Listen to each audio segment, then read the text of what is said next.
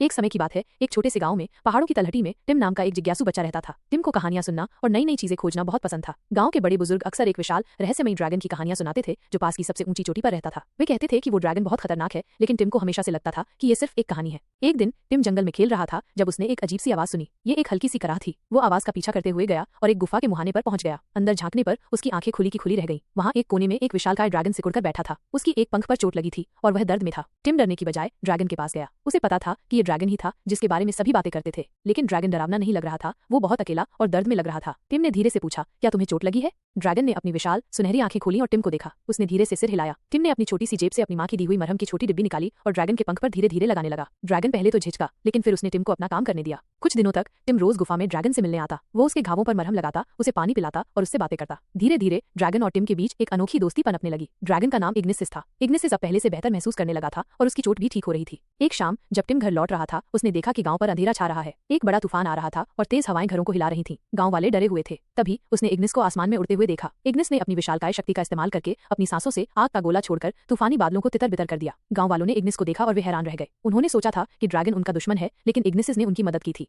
गांव वाले टिम के पास आए और उन्होंने इग्निसिस को समझने के लिए टिम का धन्यवाद किया। उस दिन से इग्निसिस गांव का रक्षक बन गया और टिम उसका सबसे अच्छा दोस्त।